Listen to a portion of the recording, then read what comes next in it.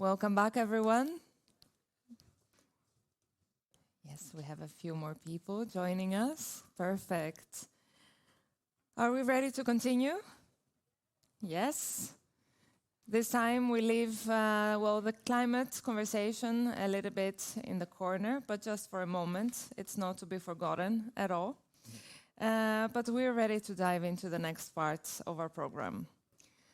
Some of you may know, but members of the AETC team traveled to Yukon in October this year, where we have had the chance to experience its tourism sector firsthand. And, well, what a fascinating experience it's been. Today, we have the pleasure of hosting two of the territory's tourism leaders, and I must say, exceptional hosts.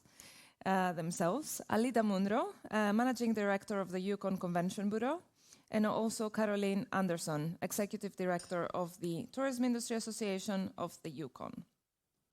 They're going to be sharing some insights on one of Canada's most fascinating Arctic tourism destinations. But first, before we welcome them on stage, they wanted to share a little something with you all, so you get a first taste of the Yukon. In their words, and I want to get this right, it's bold, it's quirky, it's award-winning, and it captures the spirit of a place that is a little wild, a little unexpected, and completely unforgettable. Please, all together, let's enjoy a little bit metal.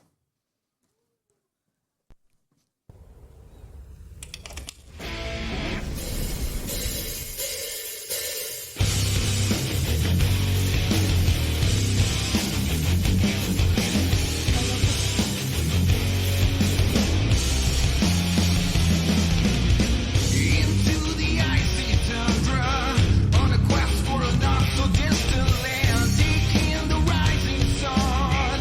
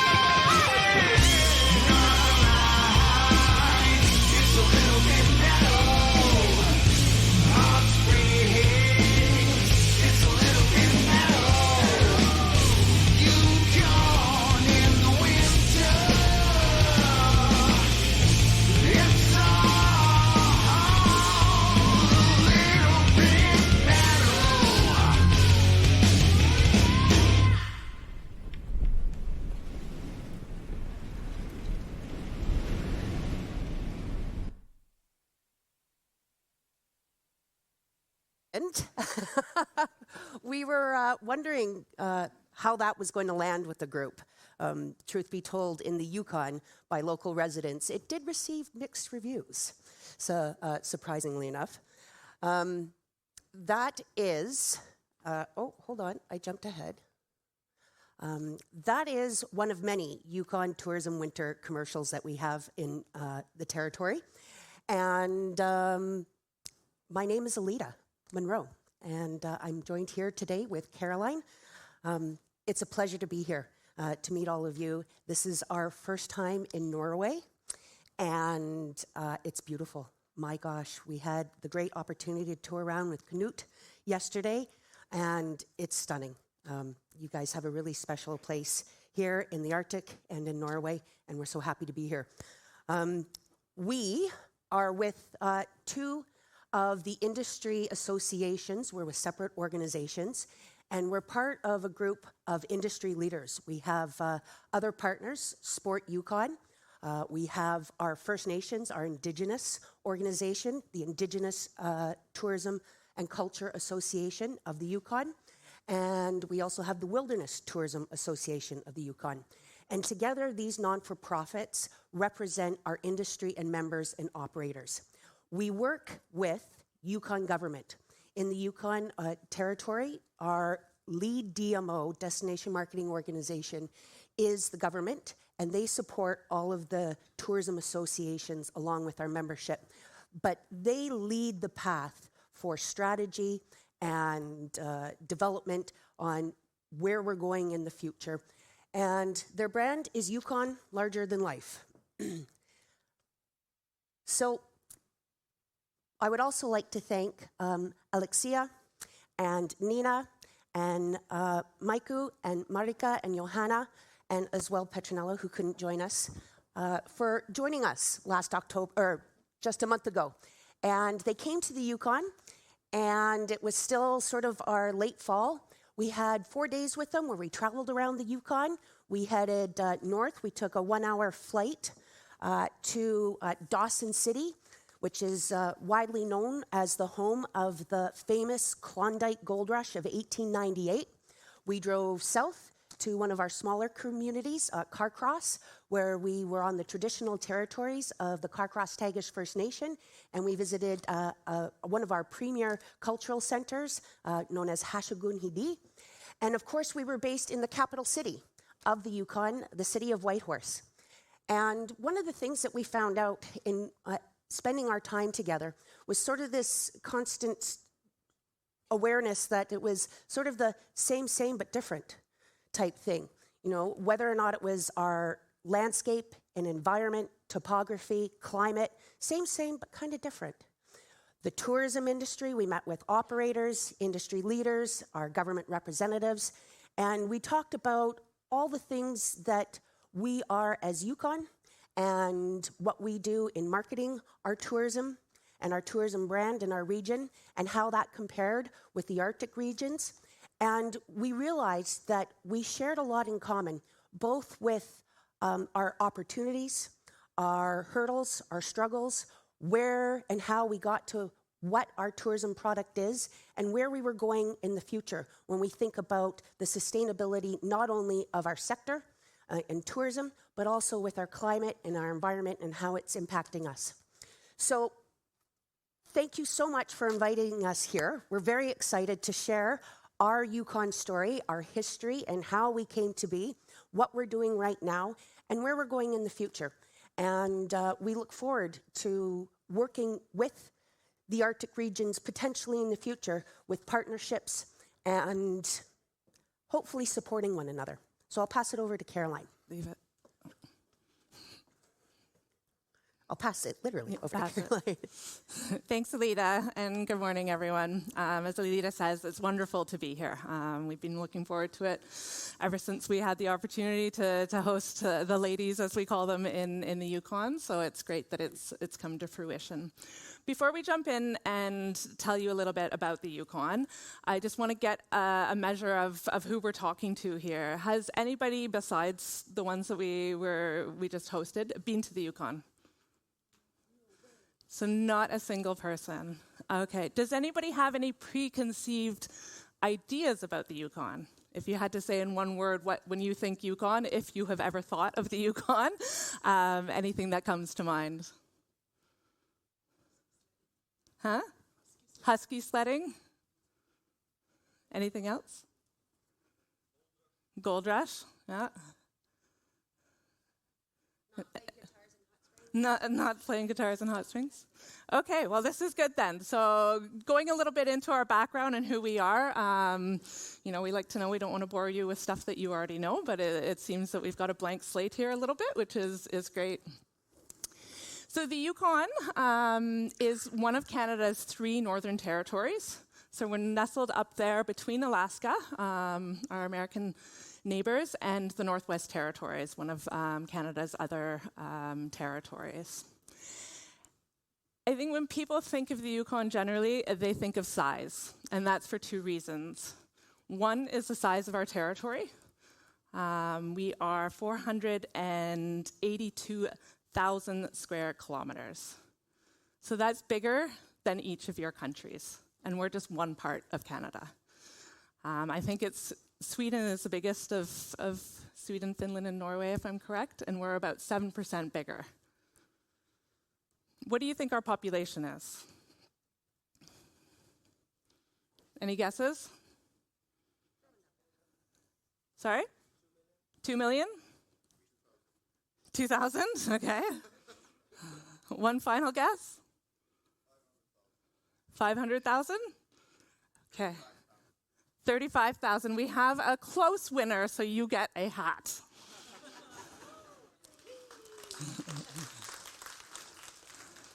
So again, think of the fact that we are bigger than your countries. Our population is 47,000 people. So we're big in size, we're small in people. And almost 80% of those people live in Whitehorse, our capital city. Our next biggest city after that is Dawson City, which is about 600, a little bit less than 600 kilometers up north. And it's got a population that is there year-round of about 2,400. So we're big space, small people. When you think of the Yukon, you think of communities, and when we talk about our communities, these are small, close-knit communities that are spread out over far, far distances across the territory. So one of the big questions, of course, we're known as remote northern Canada. Again, if you think about the latitude of it, Whitehorse actually sits on what you would consider down south, Oslo. And then we stretch up into the Arctic Circle. How do people get to us in the Yukon? We actually have quite good access, which by plane. There are several. We're about 2.5 hours from major cities like Vancouver, Edmonton, Calgary, Kelowna, Victoria, a little bit smaller. And we're serviced by two or three airlines. The major one of that, or center to our access, is our own airline, so Air North. And this is really Yukon's airline. And it's really changed the scope and the access to the Yukon over the last 50 years that they've been running. So here you can see these are Air North specifically, the access points. The dotted lines are seasonal. So from out east in the summers, we have those flights, and the other ones run all year. And Air North, as I say, is really central to the development of the Yukon, and definitely to the development of tourism in the Yukon. It's a company that's really known for exceptional hospitality, and it's really the type of services and guest experience that a lot of airlines have been left behind. So meals on every flight, 2 checked bags at no extra cost, a cookie or dessert on every flight. And I can tell you that your colleagues that visited us were well impressed. So the traveler experience really starts the moment people board an Air North flight. They right away see kind of the experience, the welcoming of the Yukon and what they are going to experience there. But Air North is also, it's not just contributing, of course, economic impact, that we have our own airline, and so the money is staying in the territory, but it contributes greatly to the development of the communities and of the Yukon as such. So once people arrive in the Yukon into Whitehorse, Air North also services some of our smaller communities. So you can see there in the blue, flying up to Dawson, to Old Crow, which is a fly-in only community. So if it weren't for these flights, they wouldn't really have access. And to Inuvik, which is in the Northwest Territories, and so they provide that. So great impact on the territory as a whole, and on tourism, and we're really, really, really fortunate to have them. So that's air access. Again, 2.5 hours. That makes us the most accessible of the Northern Territories in Canada. But people also drive up to see us. So from Vancouver, Edmonton, it's about a 24-hour drive. Beautiful drives through the mountains. And we get lots of people doing that trip from across Canada. Also a lot from down south in the United States, where they're making the drive up to really access Alaska. And so we are the gateway to that for them. And so beautiful drives. And then also once they arrive in the Yukon, driving is there are routes that make a big part of our traveler experience. Whether they're doing a smaller round that takes you from Whitehorse through over to Alaska, Haines, Alaska, and then back up to Haines Junction, doing really a small route that takes you from coastal sides to mountain views. The bit longer drive up north, so you go up to Dawson City and take what's called the Top of the World Highway, again taking you over into Alaska and looping back down. That has sweeping Arctic landscapes they're absolutely beautiful. Or really heading up north, so Dawson City, and you continue up what's called the Dempster Highway, and this takes you through the Arctic Circle up to Inuvik in the Northwest Territories. So people are driving up to the Yukon. Once they get there, it's a big part of the experience as well. But there's a lot more than just the driving. Yukon, whether people are arriving either by air or by road, they get there and they're surprised that, we aren't a new destination. They may have just heard about us, but we have a long history. And their experience is there for everybody, from budget travelers to the more luxury experiences and wilderness experiences that people want to have. So I'll hand it back over to Alida to give us a little bit of insight into the story of how our tourism developed. Great, thanks, Caroline. I'm actually going to pop back because I want to share. Can I do that? Yeah. Oh, yes. All right. So Caroline talks about, we have a long history, but when we think about tourism, our tourism really began back in what we call post-contact. In 1898, we had the Klondike Gold Rush. This gold rush saw over 100,000 people descend on a territory that had nothing other than its indigenous people. No infrastructure, no stores, no camps, nothing. And so how they made it to the Yukon back then is they actually went up from the Pacific coast. They went from San Francisco, Seattle, Vancouver. By steamship, they went all the way up. You can just see by where Watson Lake says there, they went in there to a place in Alaska called Skagway. And from there, it was all inland. They're heading up to Dawson City. That was the home of the Klondike Gold Rush. So in May of 1898, you've had 100,000 people come up to the territory, walk over the mountains with 1 year's worth of goods, and then hop on the Yukon River, which was a major waterway, and it actually goes all the way up to the north into the Arctic. And these 100 people all arrived in Dawson City within a matter of weeks. And you can imagine what sort of chaos this was. At that time, Dawson City became the largest city north of Winnipeg, which was down by Calgary. It was known as the Paris of the North. It was actually the capital of Whitehorse until the 50s. So this is what it looked like. This is hiking over the Alaskan Pass and then down to the foot of the waterway at the Yukon River. And this was sort of the first moment where the Indigenous people saw outsiders. And this was a big impact to the Indigenous culture. When we in Canada speak of our Indigenous culture, we actually know they are known as First Nations. And it's a really special story in the Yukon because it was the Yukon Indigenous groups that in the 50s and 60s got together and they created a document that was known as Together Today for Our Children Tomorrow. This document was a plan, an outline that they wanted to take to the Canadian government for self-determination and self-governance.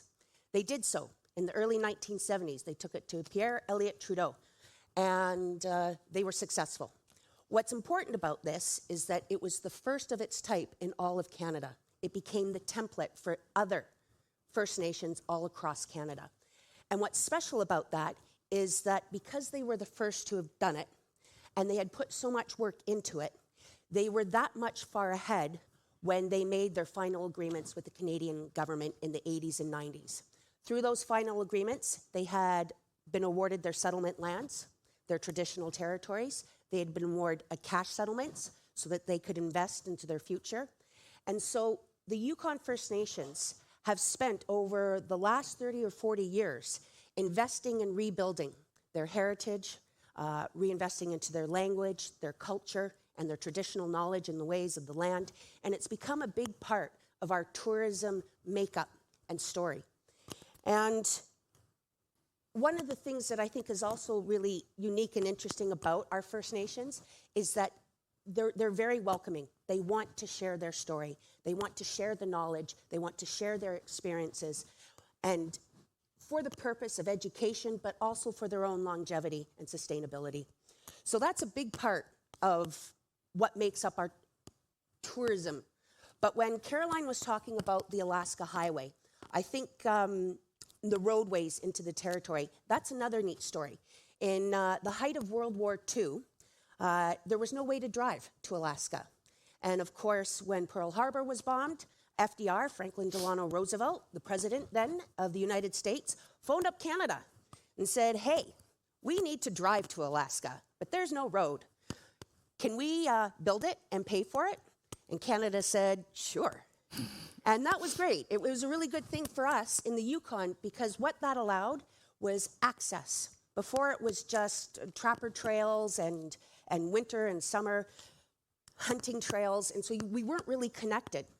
And so that connectivity, and it wasn't actually paved until the mid-'80s, so it was quite a rugged trail, but they did a good job, and it's now one of the most scenic and beautiful highway and road drives in the world. I say that having now driven your roadway with Canute, and I think I took 1,000 pictures. It was one of the most stunning views and vistas and landscapes I think we've ever seen. I nearly cried. I'm also very emotional these days, so that's okay. But it's a way that we're able to connect our communities, our cultures, and share that with the rest of the world. When people come to the territory, they are looking to drive around. They're like, no, we want to see the different landscapes. And the topography is very, very diverse throughout the Yukon. When we were hosting the group, we flew to Dawson City, but they were able to tell in Whitehorse, it's very rolly and hilly. You head up north to Dawson, and it's very, very sort of sparse. We call them matchstick trees. I see you guys have along here. And then we have another region, which is more west towards Alaska, and that's the home of Kluane National Park, which is also the home of Mount Logan, the tallest mountain, and it's a UNESCO World Heritage Site. So all of these things help connect us to both our communities, our arts, our culture, the Indigenous arts and culture, our landscape, our wilderness. Having the Alaska Highway also allowed the residents to explore the Yukon for its mountains and hiking and waterways, which are very popular in the territory. And like in your guys' regions, tourism isn't just an economic driver. It's how we stay connected to the rest of the world and how we meet people, because it brings people here. And that's the story of how we got here.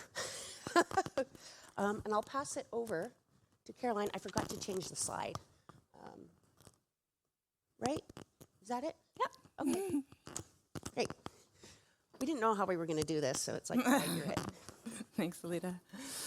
So as I mentioned, the tourism experiences in the Yukon can vary. So it's from wilderness, out in the bush, trying to see animals, trying to do those things, to also developing, more modern cafes, more modern restaurants, more modern hotels. And so we really have the big scope of that. In terms of marketing the Yukon, and Alita mentioned that there are a few different organizations that we have in the Yukon, and the government itself is, again, the destination marketing organization. So I'm going to speak now. It's not really my realm of what I do every day in terms of the marketing, but of course can tell a little bit of the story. The focus right now, and you'll have seen that through the video that we shared, is really trying to extend our season. So although a lot of people think of the Yukon and think, oh, winter and all of that, our busiest season is actually the summer. So right now, focus on marketing is trying to get people more in the winter and fall as well. So extending our season so that it's not just summer focused. In North America, the approach is mostly business to consumer. So it's direct to them, trying to build kind of awareness of the Yukon, make people excited about visiting, and make that link between dreaming of going there and actually being able to book a holiday quite simple and easy for them. On the other side, more internationally, we work with trade partners to get the story of the Yukon out there, to build relationships there. And internally, we're working a lot with our operators to become export ready, making sure that they have products that are ready to go to the international market. Throughout Canada, we have what's called Destination Canada, which is the, let's say, owners of the Canada brand. So when they are promoting the Canada brand, it's on the federal level, the organization that does that. And they provide amazing research tools and campaigns to promote Canada that destinations then, no matter how big or small, can use and feed into. And some of the tools that they have, of course, help a destination like ourselves to segment and to understand the markets that we want to reach and the audiences that we want to reach. And it really helps to understand not just who we can attract in terms of volume, but the travelers that we can attract that are going to have the most value, that really align with what it is that the Yukon is, and the stories that we're trying to tell. And so I'll share a quick video of one of the many tools that Destination Canada has, again, for the Yukon, but for all the other places across Canada too, just to get an idea of how that helps across Canada, that we are aligned and approaching different audiences.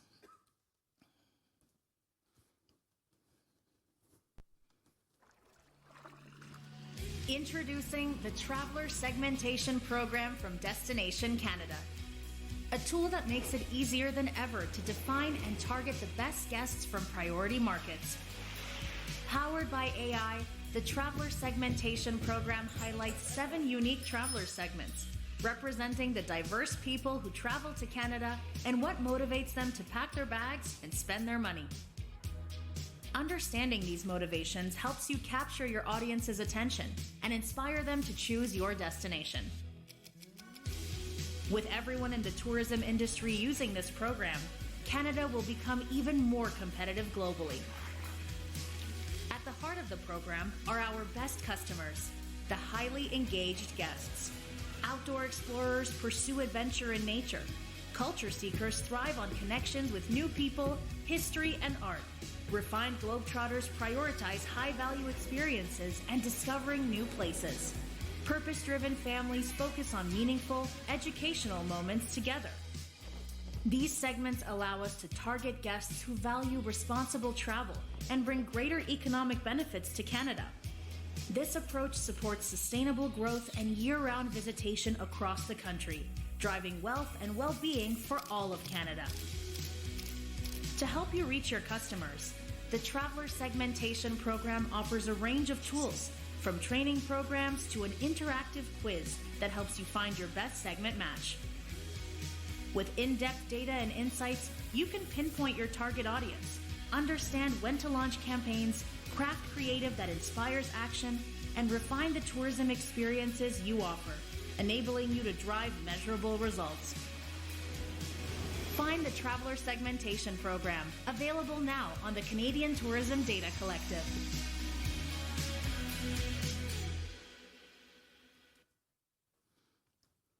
So again, they finished there by saying the Canadian Tourism Data Collective, and this is a real nationwide focus on using data to understand the audiences and be able to target them. And so for a destination like ourselves, we, over the last few years, have really switched focus of using data, having the ability to collect data so that we can be making more informed decisions.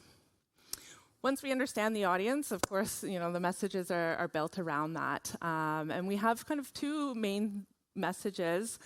Alita mentioned it at the beginning, the larger than life. So this is kind of our broad tagline for the Yukon that really tries to express what the Yukon is. It's big, it's vast, the mountains, the wilderness, all of that. On the other hand, though, we also use "it's a different world up here." And that's trying to express more of what the Yukon does, the feeling that you have when you get there, the ability to detach, the ability to slow down. And this is something that we find that more and more, of course, people coming from bigger cities are looking for. So again, larger than life is kind of who we are, what we are. It's a different world up here. It gives the feeling of what happens to you when you visit us.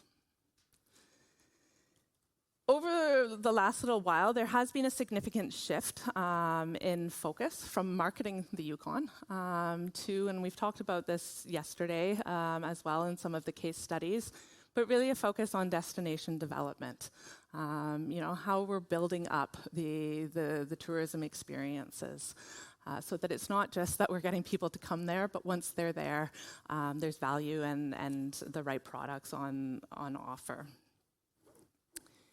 There's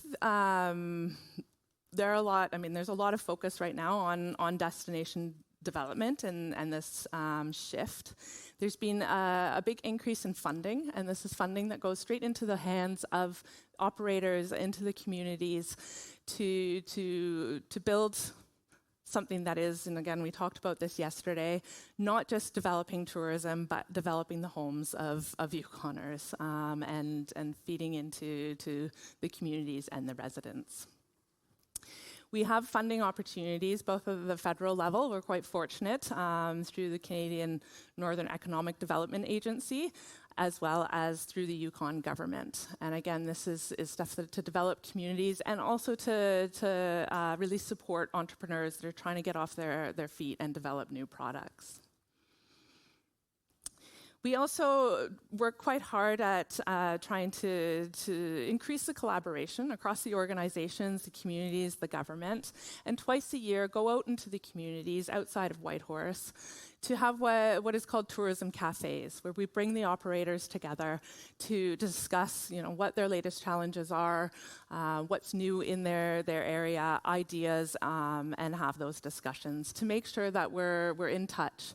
The Yukon government, of course, does organize these, and then members of the industry, such as myself and Alita, will come to support those discussions to make sure we're having, like you were meeting here, face-to-face discussions. Data is of course, I mentioned that in the marketing side, but that's important as well, and we're working on developing new ways to capture data and new digital tools to help our businesses to expand and to grow. And of course, sustainability is embedded into all of this. In 2022, the Yukon joined the UN International Network of Sustainable Tourism Observatories, and we were only the second Canadian destination to do so and the first north of 60. So it's something that we are quite focused on. Accessibility, because as of yesterday, we know that this will be a question that might come up after. It's also, I think, that all the destinations, we could always be doing more, but there are specific programs and projects that are ongoing to make sure that we're more accessible, not just in terms of able-bodied or not, but more accessible for different and more inclusive for different communities, and for people that as we talked about yesterday, whether it's hearing or sight and that. So there is focus, and Dawson City has just gone through a major project for their community on that side. A living example of this destination, you'll see here, and Alita mentioned it, that we took the group there when they were visiting, was in Carcross. And the reason that this has been so successful is because it hasn't been driven by, oh, the tourist needs this, but as we said yesterday, it was really driven by the community. So the Carcross-Tagish First Nation, their long-term vision of what they wanted to do. Carcross is a small community of about 300 people. They welcome now about 100,000 people a year. This is mainly because of the cruise ships that come into and dock in Skagway, Alaska. They then travel up either by bus or by train. And come here. And the focus has really been building on, developing a commons area where tourists can visit, but it's also for local entrepreneurs, artists to share their work. They've been working with local youth to develop the mountain biking trails around, to make sure that, it's giving an experience for the youth, but it's also something that they've turned into kind of world-class trails. So it's really a living example of destination development. We feel that has been done right. Of course, with all of this growth, there's always challenges, and that's where we really see that we share a lot of both, when you look at the geography, but a lot of challenges that we share as well across North and across the Arctic. Do you want to touch on that, Alita, quickly? Yeah, great. Thanks. Or opportunities, yeah, and then... or the future. Yes, opportunities for the future. So I think one of the things that we have yet to mention is where tourism stands in our overall economy. Tourism is the second largest industry in the Yukon, preceded by our number one, which is natural resources, mining and extraction. And while we are focusing on the future, and I don't know if you guys heard, we've had some issues with our mining situations as of recently, so all of a sudden, the environment, sustainability, and tourism have all moved to the forefront. And through this, we're looking at having a more sustainable tourism industry that is able to expand past our summer peak season. So in the summer, you have your midnight sun, as you guys all know, and we see a lot of outdoor activities. We have golf courses, and as Caroline mentioned, world-class mountain biking trails. This is a shot of Main Street, and our office is actually the little red corner right there. We have a new Hyatt Place. This is 120 brand new rooms. It just opened about 3 months ago, and it's Whitehorse has a total of about 1,000 hotel rooms in the city center, and the deal was that if the Yukon Convention Bureau partnered with the federal government and built a new convention center, then they would build the Hyatt Place. So another project that we're working on, and we've just signed a deal with, is a brand new waterfront. So it's down at the end of that street, just around the corner, in partnership with the Kwanlin Dun First Nation, 1,000-person convention space. So right now we're looking at about bringing in about 5,000 visitors for business events a year. And our biggest current venue is can host for about 250 people. So this is a big addition to our industry to allow for the growth and the expansion on the shoulders and winter seasons where we see a majority of our business events. And then I think one of the things that I'll also mention is that back in, I think it was 2012, 13, 14, the government of Yukon, our lead DMO, created a strategic plan, and it was focused on sustainability, building and strengthening the Indigenous tourism and culture product and engagement. And that was a 15-year plan. And once we had the pandemic, of course, it hit our industry very hard. And just this past summer, operators and our data has told us that we've already surpassed our 2028 goals. So tourism in the Yukon is thriving. We are growing, and it's a challenge to understand how we monitor that. We understand how we got here, we understand where we are, but we have a lot of discussions and talks about where we're going in the future. Not just in a sustainable industry and tourism sector, but how that relates to our environment and how we're going to move with the changes that we're seeing, because as you all know, in the north and in the Arctic, we see these changes happening exponentially. So I think with that, I'll pass it over to Caroline. And we're almost... Yeah, sorry, I set you up for the wrong thing there. Oh, sorry. I'm going to talk about challenges. You were talking about some of the big opportunities. And off the back of that, though, then, of course, there are the challenges. And here, you see the majestic skies that we have to sell, but the unfortunate reality, of course, of what's happening to us every summer. And we've spent this morning talking about climate. Wildfires, but emergencies in general in a place like the Yukon become very, very important. We've just launched a project, the Tourism Industry Association, of how do we try and be more prepared to face growing challenges because of climate, but also what we're facing right now. It's no longer a question of if we have wildfires this summer, it's when and where are they going to happen. So this is a growing concern. There's the other challenges like labor. We're doing a lot of work on that, just not having the people to sustain the industry that we have.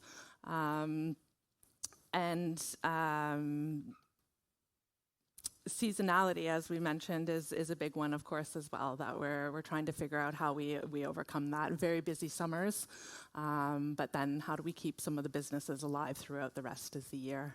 So that's where we see a lot of overlap with, and that's tourism, I think, around the world, but especially up north, we have a lot of the same challenges, and how do we overcome that? So tourism for us in the Yukon, it's not just us telling a story and trying to attract visitors, but it's also a way that we're kind of telling ourselves and reminding ourselves of our own story. So it's a way that we build pride and keep the sense of belonging and see really our home, as we discussed yesterday, through the eyes of others. Remind ourselves why we choose to live and work in the north, and why this place is special, and what we want to do to both grow it but also to protect it. So each of us is navigating changes, I think, in our own countries, and a lot of those are similar. But I think together we're kind of proving that the North can lead, and it can lead in culture, it can lead in sustainability, it can lead in innovation, and it's a very important message right now. We are one part of Canada's kind of northern Arctic story, and when I say we as the Yukon are one part, but also we as tourism. There's a lot of focus on talking about security, policy, infrastructure. But tourism is really the side of it where, we see the people, we see the residents that are there, and we see the opportunities. So beyond all those discussions, it is the people and the stories that really, we believe, bring the Arctic to life. And it's tourism that gives this human voice to the larger Arctic discussions.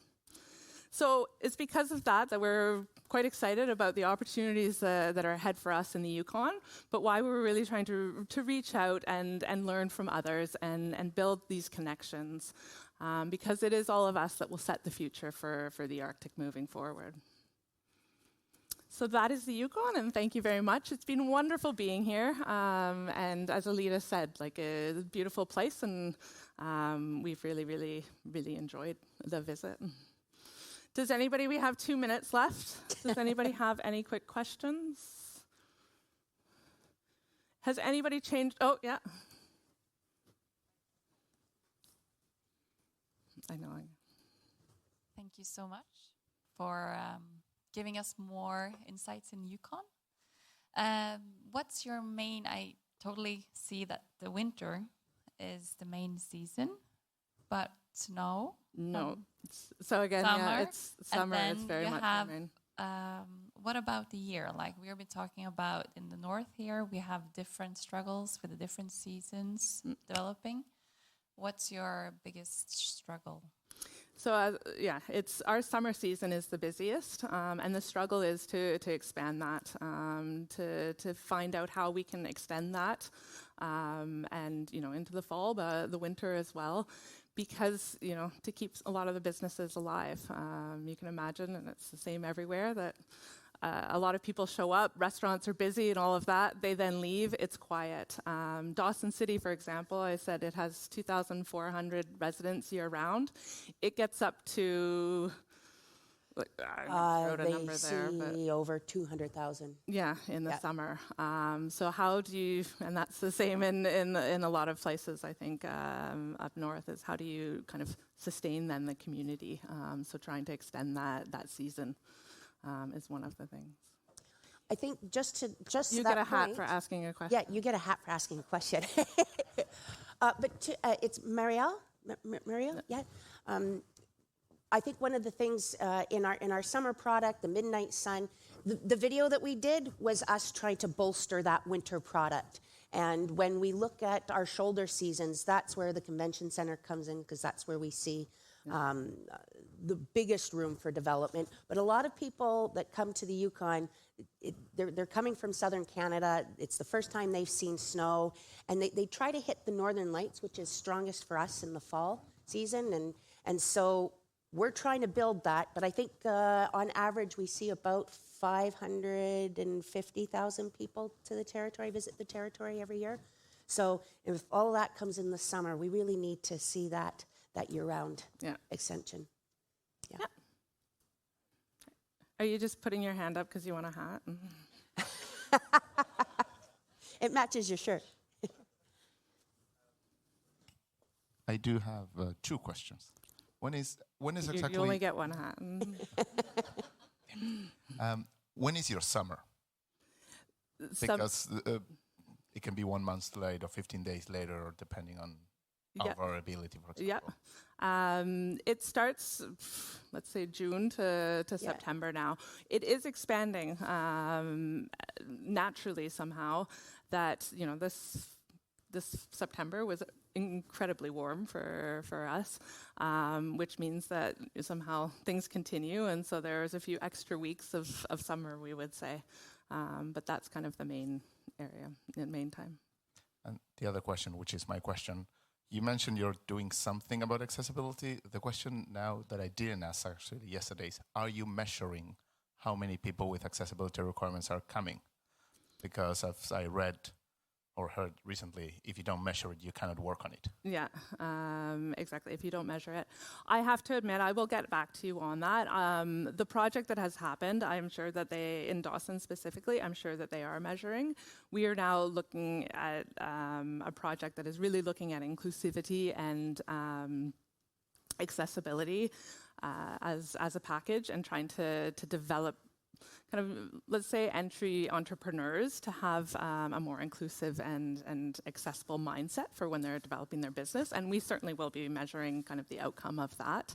But there are a lot of different projects, a lot of the funded projects, and this is one thing that is good, is, they then need to be reporting back to government. And so there is a certain level of reporting going on.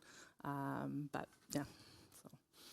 Sorry, I say that because I know that from northern Norway, they were asking the question if there were people with disabilities visiting. Yeah. Nobody was answering the question positively, so they took the question out. Now it's back there, but there's a gap in the question, so there's a gap on the information. Yeah. I have to be honest, I don't know in terms of when people are visiting, whether they're asking that, but we can find out for sure. As I say, there's a huge shift in terms of data, collecting data in general, that is still quite new, but it's definitely an area that I think is interesting to collect that data. I think, if I may add to that, I think one of our biggest struggles in the past have been understanding our markets and our data. The government of Yukon, really up until the last year and a half, was simply doing airport exit surveys. where you have staff walking around with pads. So that is something that we have identified as a big gap in our understanding. And this new data collective that we're working with Destination Canada provides very, very detailed data and in almost real time. So I think that's where we're starting to see the shifts of much stronger investment and ensuring that we're doing the right things when we're moving forward. It's exciting for us. Yeah, it's very exciting. We have real information now. What a concept. I won't ask, if we've changed minds for anybody, but hopefully we can welcome you all into the Yukon one day.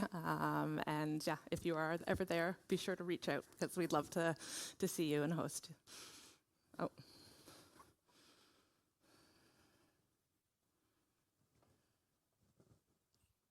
Hi, very interesting to listen to you. I was wondering, what's the biggest tourist company in Yukon in terms of revenue, employees?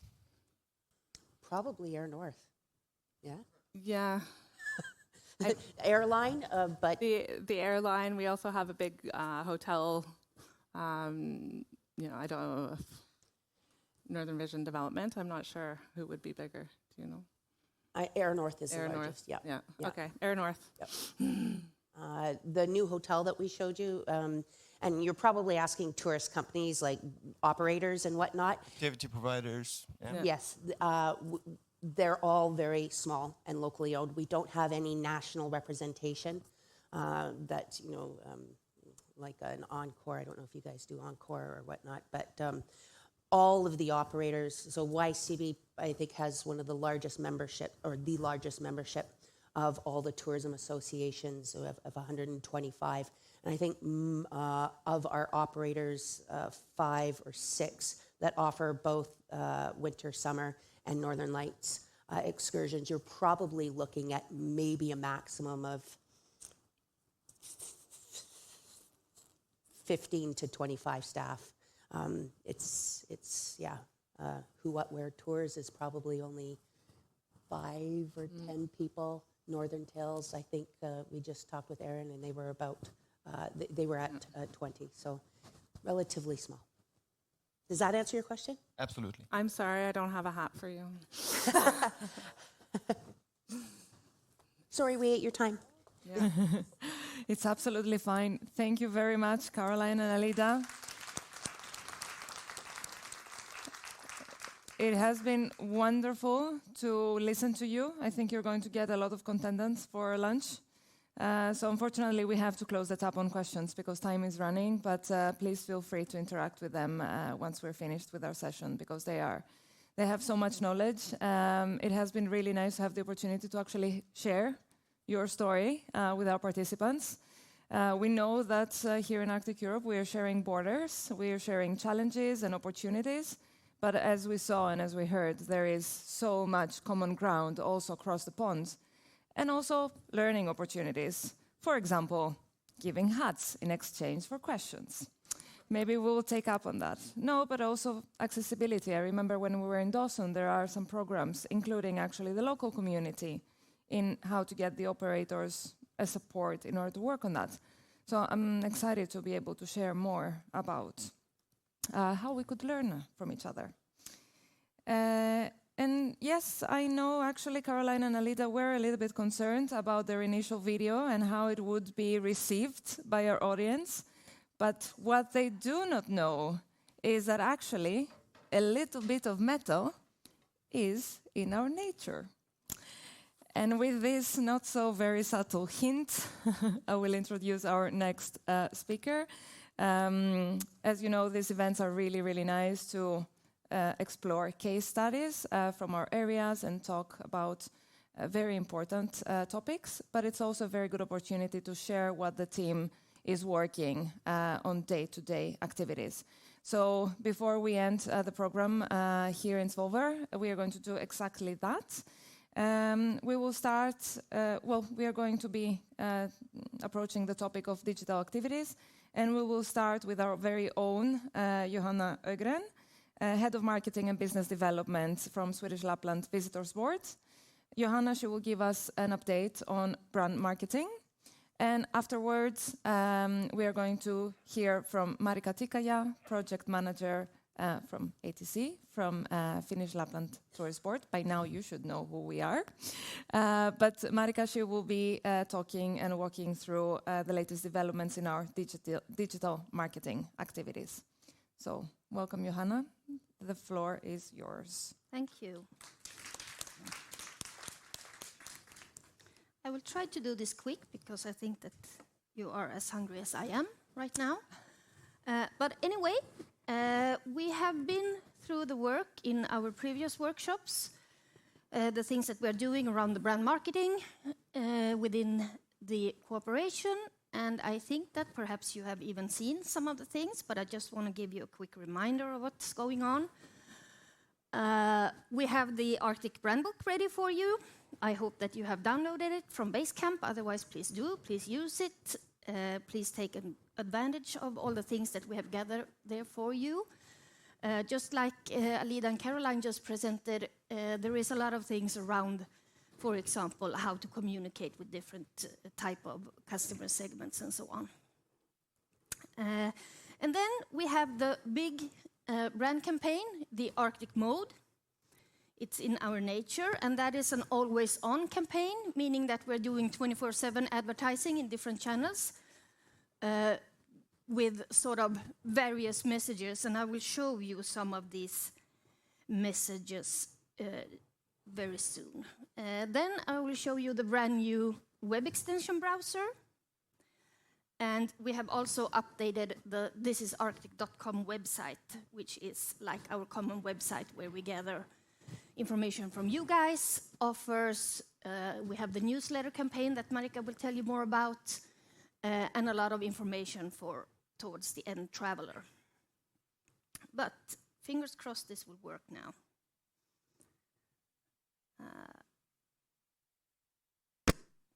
This is like the main message that we have been doing, and it might be so that no sound.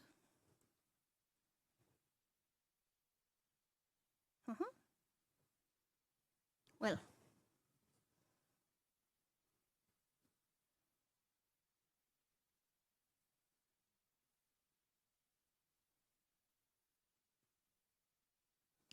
what we did was that we gathered people from one of the busiest places in Europe. It was actually in central Amsterdam, and we let them see all these beautiful pictures and sort of help them unwind in their everyday stressful life.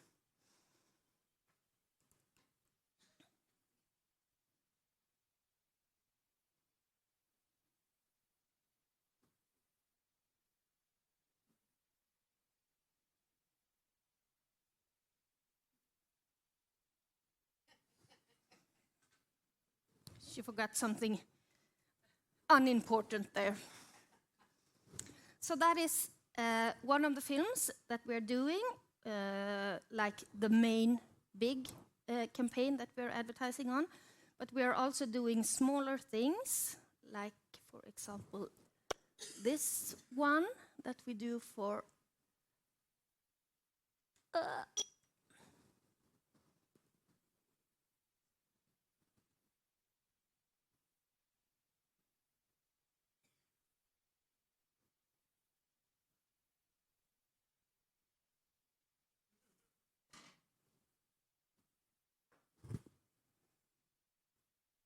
and we also have this one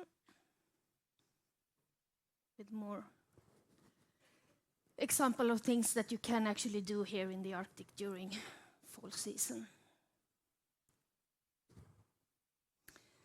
So we have also tried to do what you could say a more fun and easy way of trying to get people's attention. So we are trying to build on all the memes, you know, that you see a lot of memes when you are scrolling in your social media.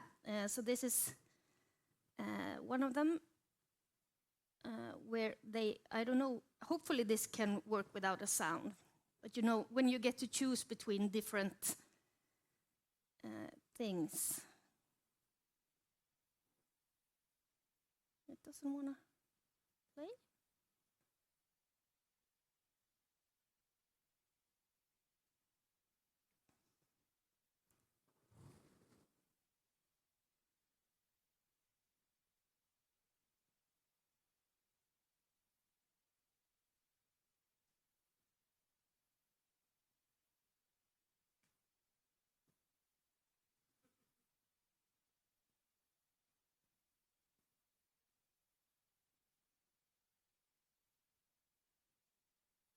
So we have a lot of those.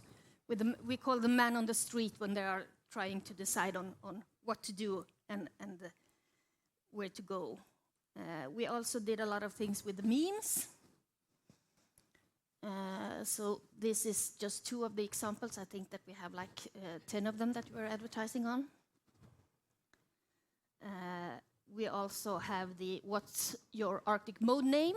Mine is Wind Nomad, which I think sounds really nice. So you can find your own there. So we have trying to sort of gain on other things that are happening in social media at the moment and try to build on that and put the Arctic mode around it. And speaking of a lot of things that is happening in media, you know, there are bad news all over media, or perhaps even good news, because they are now releasing the Epstein files, for example. But if you get tired of all the bad news that you have, you can do like this. Here we have an example.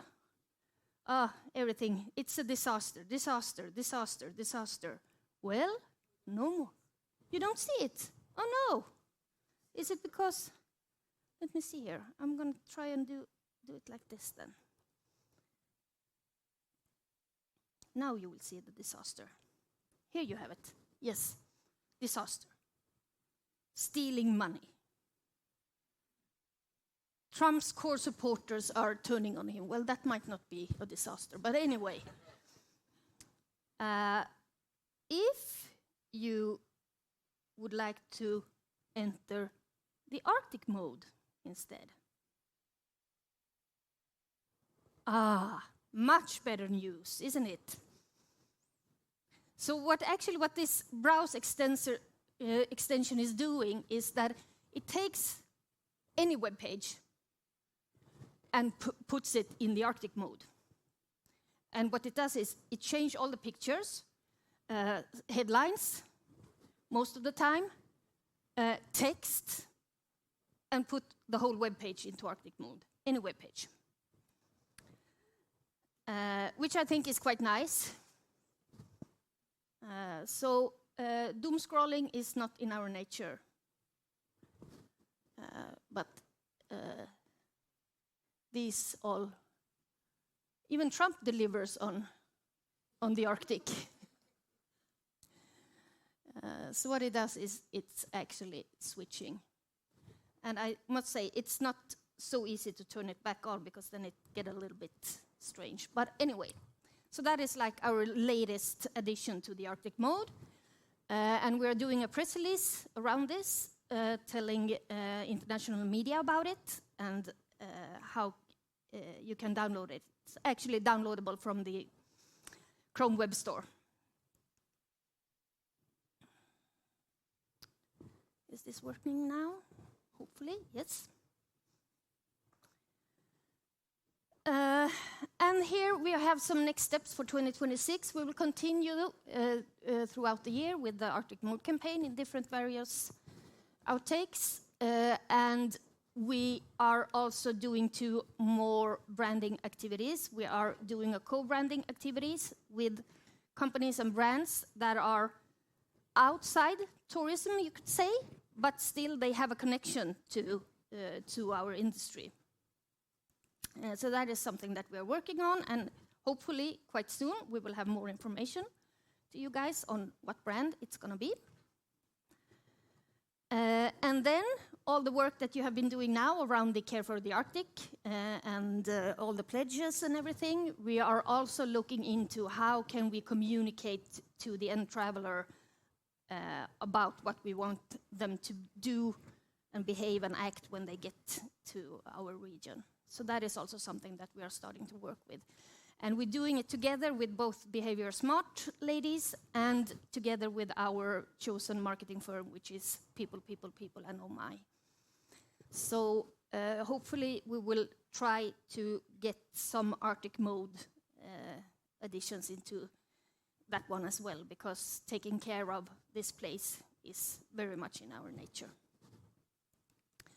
And I think that that was a very short wrap-up of what we are doing when it comes to brand marketing. But then we have a lot of other marketing activities that we're doing together with you guys and that we are testing and trying out for ourselves. And Marika, who is the leader of the pack, that is doing all the digital fun marketing things, she will take over and tell you guys more about that. Thank you.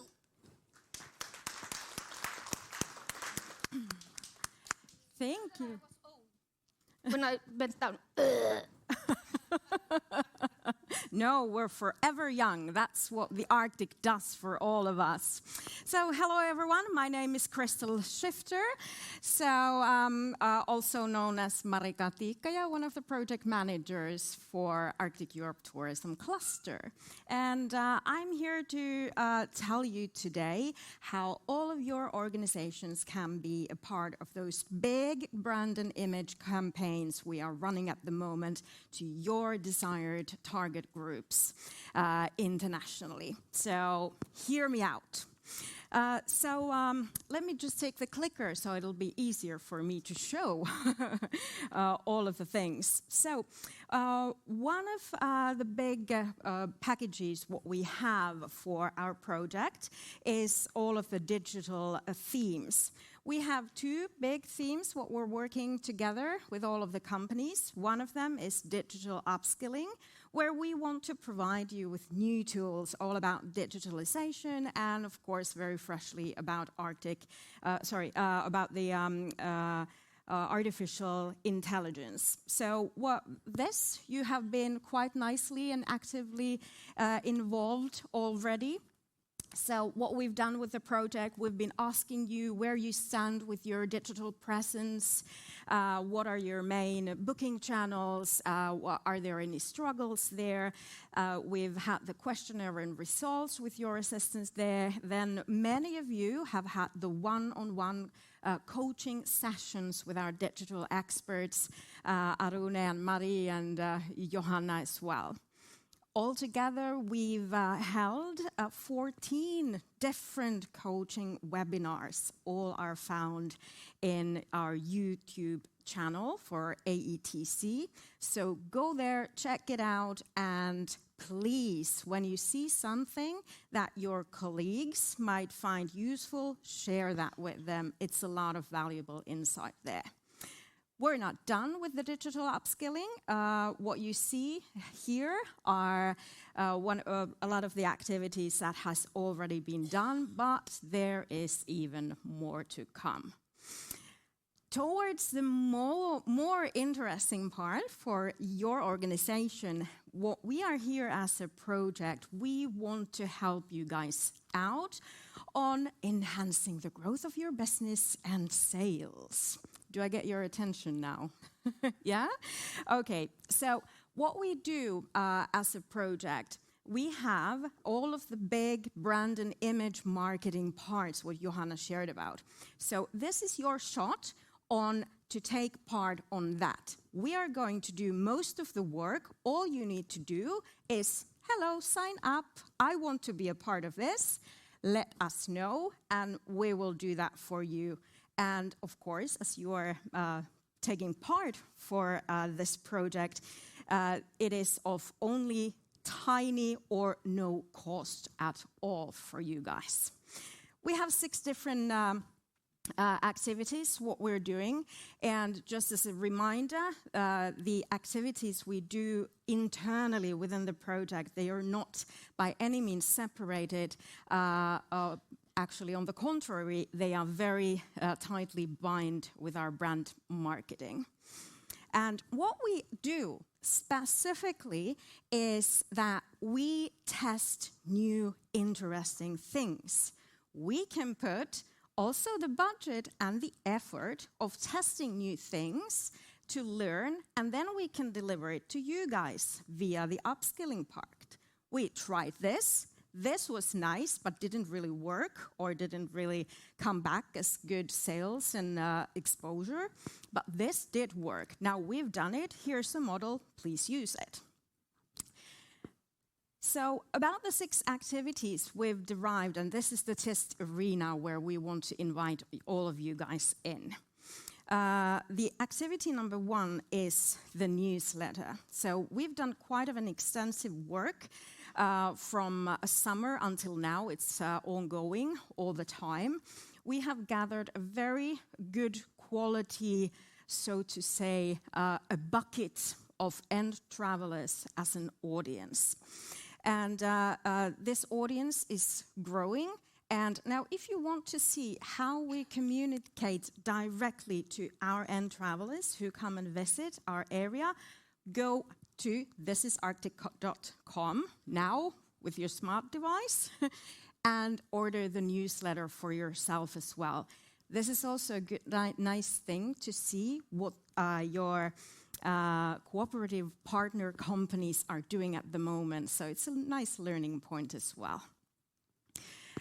We have a healthy audience there, and now mostly we've been sending out newsletters with your content.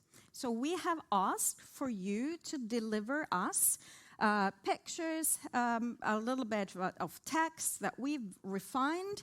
And I have to say our digital experts, Maria and Arune from Northern Norway Toursport, they've been super great with this. It's actually very professionally, very nicely made. So yes, you still can be on board. I am going to give all of you a nice little way of how to be involved in all of this. So this is a little bit of a waiting time for you. I'm going to give you all of that. The second is our real test arena with you guys.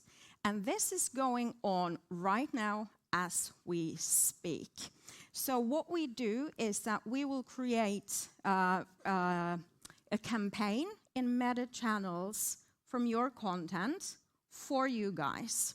So if you want to be involved, it's from Swedish Lapland Visitors Board. Their digital transformation lead, Petter, which many of you know very well. So he is the brain behind this. A very fruitful one and going directly to the This Is in Our Nature and the Arctic Mode campaign. So you can be involved. We do the work for you guys. So we do the advertising for you. We also have digital touring routes. We see big growth on self-driving and doing FIT.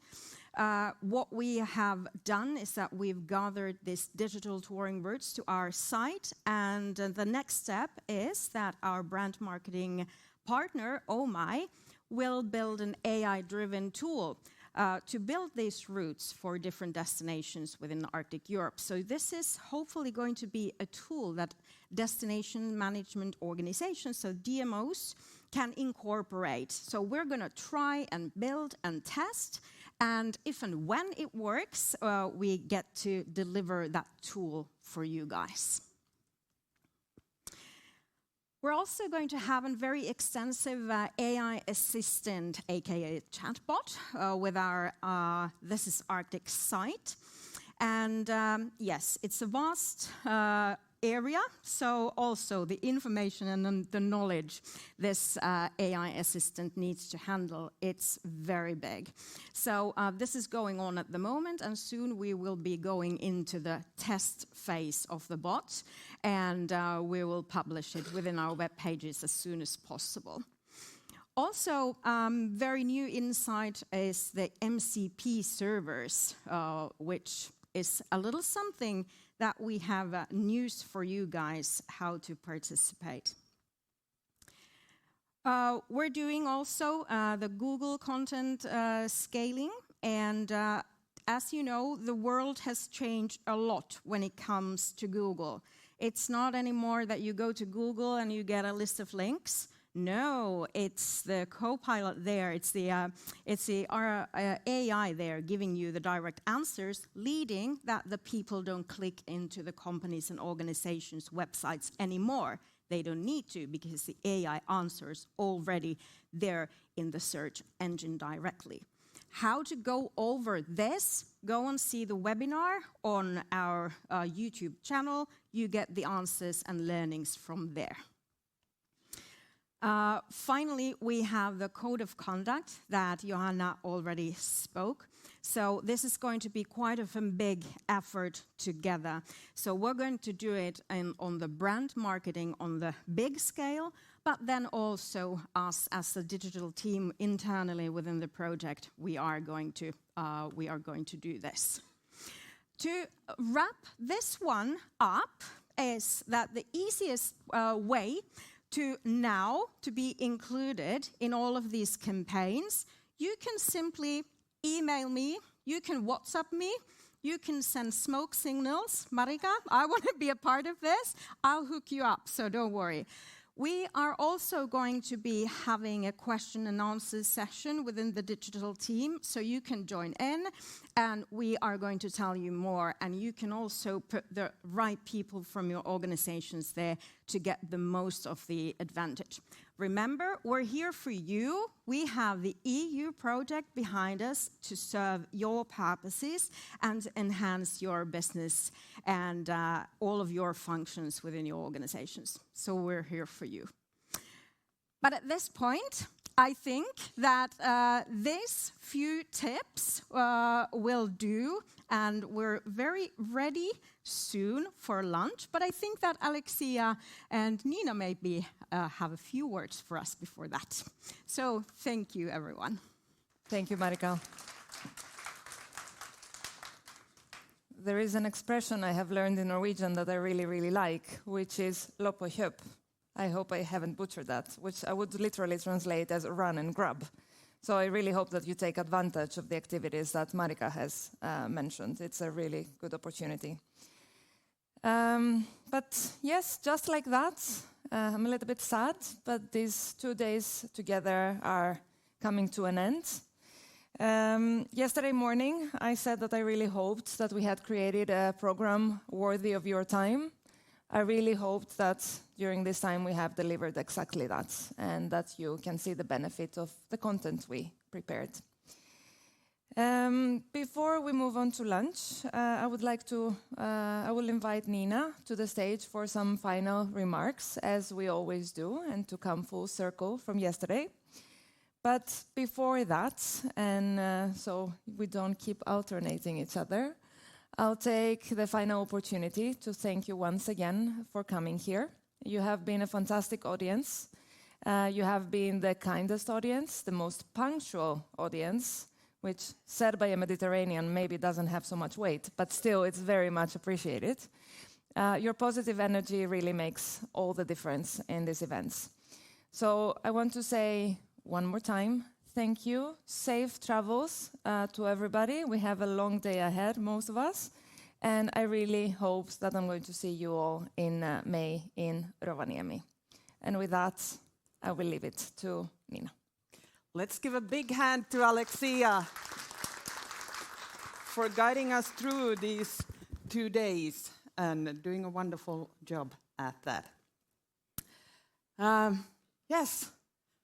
Have you had a good 2 days here? Yes. Yeah? Did you pick up something that you will bring home to your own work? Yes. Yeah? Write them down just in case so that you don't forget them while driving there and admiring the view or the snow conditions or whatever. Yes, I think we've had really big topics, really, really important topics.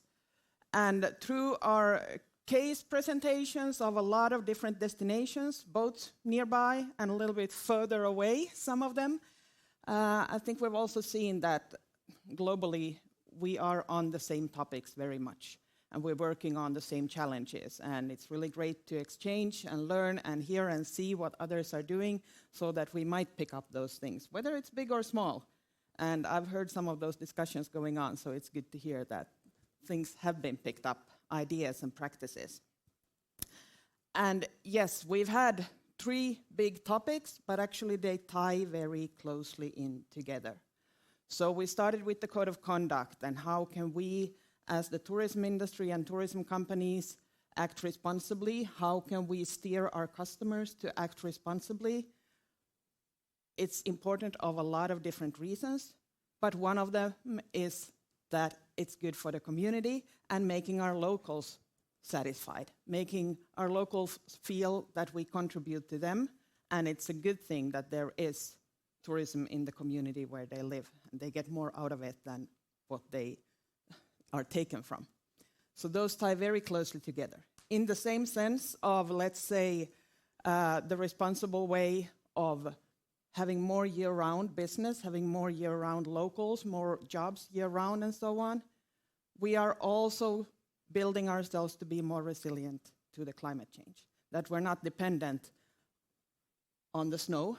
For example, I think Anna had numbers that the winter will, for most of our area, be 30 days shorter in a fairly short time window, which is scary, especially for a skier like me. It's very scary, but I have to keep on skiing before the winters get too short. So yes, all these topics, they are important as such, but they also tie together very, very closely. And I would actually like to, just as a practical reminder, highlight something that Laura said earlier in the morning, is that why don't you write down and think of 3 practical actions that you can do within your own company within the next 12 months to make yourself more resilient to climate change? How do you adapt to the changes in the climate? And that is your task for the trip home. Think about those 3 actions. I might ask you later on, so be prepared for the questions. But yes, I think too that we've had good days.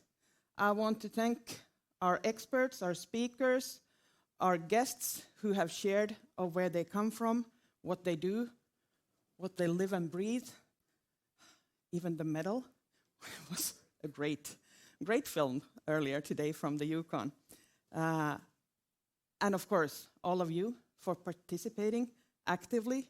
I saw so much positive energy this morning with the news that you were creating, everything from nudists to winter taking over and people learning about winter again that they would have forgotten.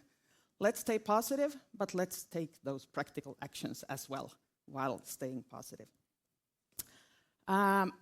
Just now, latest things we heard on stage was about our marketing activities. That's an example of all the work that we are doing, and that's continuing in the project. So we keep on working and we keep on informing you. And if you're not the right person in the company for a specific topic, whatever it is, please make sure that the right people get the information, because by participating, you can gain much more. And we have 2 more events coming up in the project. I think we have them up here. So in the spring, in April, I hope to see you all in Rovaniemi in the final seminar where we wrap up what all we have done and reached in the project. And we'll see what all fun, a little bit of celebration for the end of the project will be a part of that event too. So stay tuned for that and mark the dates in your calendar, even though I'm pretty sure you have already. I trust you. And then, of course, an important opportunity to do sales to tour operators is the sales event in the beginning of June in Haparanda. So then we'll see the early summer in Swedish Lapland, which I expect to be fresh and green and really inspiring. And much, much more coming up. But at this point, thank you all. Thank you once more, Alexia. Thank you, Toon and Erik, are you here? And his whole crew. And of course, the whole Arctic Ladies project team. Thank you for all your work that you have done. We have lunch in the restaurant, and then have a safe journey home. Thank you.